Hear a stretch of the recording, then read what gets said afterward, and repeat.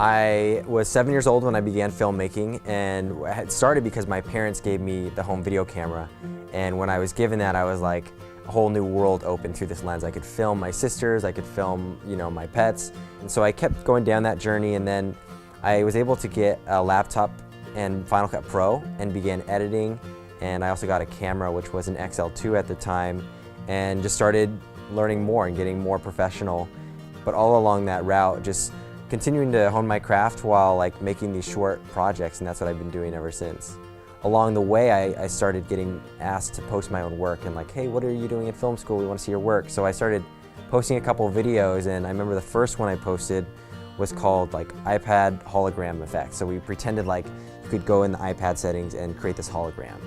And it was our first test on 3D motion tracking, kind of more advanced editing, and it got a couple million views after we posted it, and we're like, that's awesome. So we got the viral video bug right away, and so that was about 3 years ago, and ever since then, every couple weeks I'll post a new video on YouTube, kind of in the visual effects realm of short story.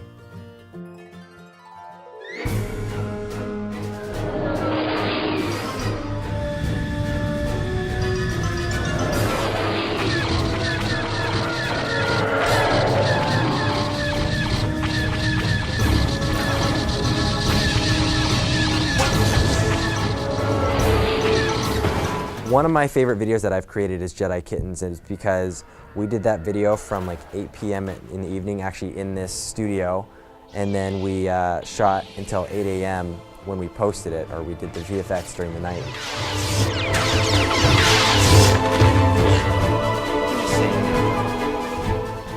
What did I say?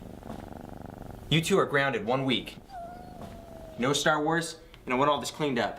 The whole process was really fun, it was really fast, and even the composer, he wrote the music, and I gave him a fake, here's where I'm picturing the cuts will be, and so he edited the music, and I had it by the morning time too, and the sound effects I did myself, and then we just posted it, and it went viral that morning. It's we went to, I think I took a nap and went to the caf and then went to class, and my classmates were like, your video is everywhere, and I was like, really? Cool, let me check.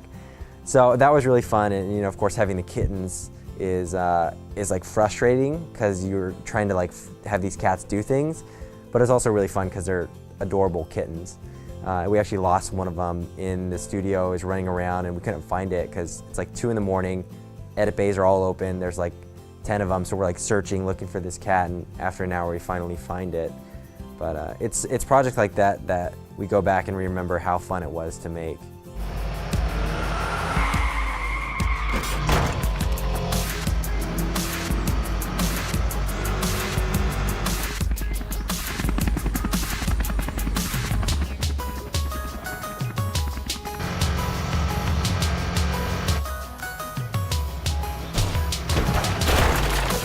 My neighbors think I'm crazy because I film in the streets. At one point I set up an entire mini city of 20 or 25 different city building blocks out of these boxes to create an RC car chase to make it kind of look real, mini scale. So this was covering the whole street, cars to drive by and just be what are they doing? But it's the look I get from my neighbors every single day because I'm always shooting, or so I'm out in the front yard and I'm always having neighbors come up and be what do you do? And I've never told them my channels or what I do, so I'm playing it off right now that I'm this crazy kid making these videos that no one ever watches. They really think we're strange. I bonked. Oh, that's my favorite. I come up with all the ideas myself, even back in the day, those are pretty much all my ideas, but you get little bits of information from different people or thoughts, and so I keep a journal. I just write down, or in my iPad now, I just write down little notes. If I hear something cool, the way we got the idea for Pikachu Kitten was actually on the front page of Yahoo. There was this picture, just on an ad, of this little kitten that was dressed as Pikachu for Halloween. We were oh, that is so cool. Let's see if there's a YouTube video for it. So we looked up Pikachu Kitten and there was nothing. And we're well, obviously we have to make that video. So it's kind of filling in needs like that, or finding ideas through random inspiration. Did you talk? Hey, Pika. Did you get that? Oh yeah. Bam, just Instagrammed him. Good job. High five. Okay.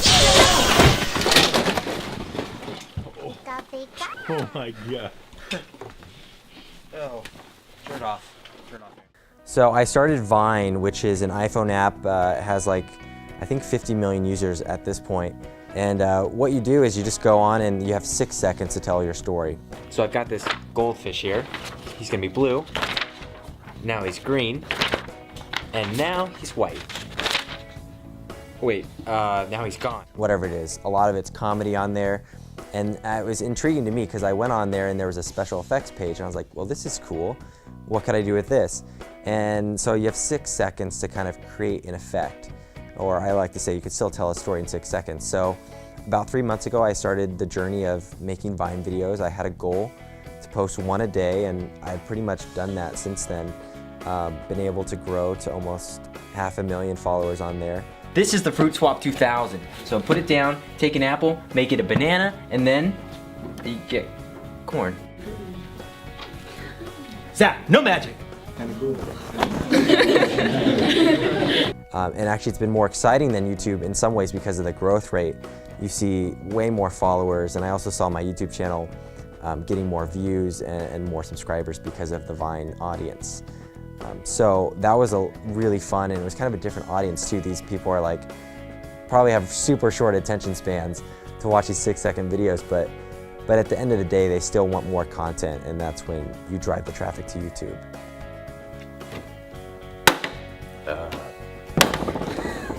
There it is. My favorite Vine video though is where I make a cracker goldfish into a real goldfish, and I like take this cracker, throw it into a glass of wine or a wine glass with water, and there's a little goldfish that swims around. So it was really fun doing that one, and actually a couple more with animals. Like I have a computer mouse and I touch it and it becomes a real mouse and runs away. So it's been fun because Vine videos I can produce in less than an hour and have it posted, whereas a YouTube video you could be working on all week, and some of the Vine videos get way more views. Sometimes I use my computer as a waffle maker. So we'll teleport out of here and I'll show you around campus. Okay, so now that we're outside, I'm gonna show you a little bit around where we kind of shot. Over here, I did a slow motion video, which is where I shot like with a slingshot, a bunch of marbles, and we had a slow motion camera shooting about 7,000 frames a second.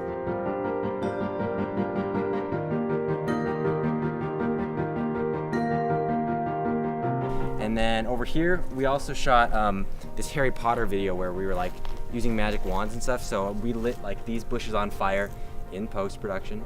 So we like went around and we like were graffitiing trees with our wands. So we're doing a lot of fun stuff like that. Okay, we're gonna jump to another location.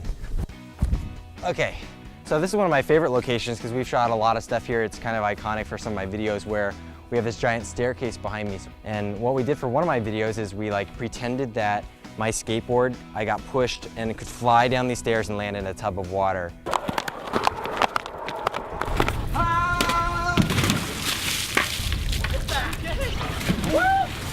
Yeah!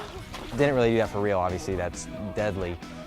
But we got a green screen. I like flailed in the air on the green screen, and then we composited that flying and then land in the bowl of water, in the tub of water.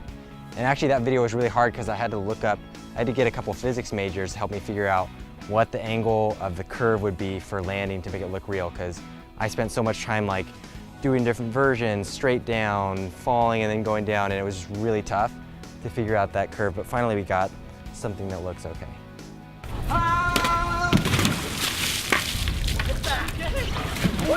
So this is the hallway where I shot Jedi Kittens, and this is also the production center, edit bays in here, where we did a lot of our editing. We used our own gear, but we would use these computers to render because they're way faster. So we shot Jedi Kittens down here, like the kitten was flying here. I remember Aaron got shot at right here, and then they turn and they fly into this room, and this is where the epic battle happens.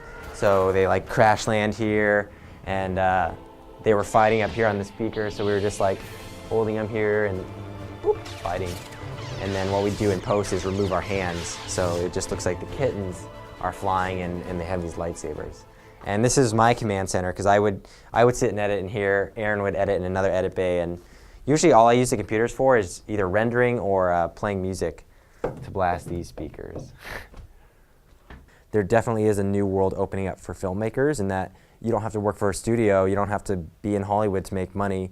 You could be on your computer, have a camera, and have good ideas and just post those online.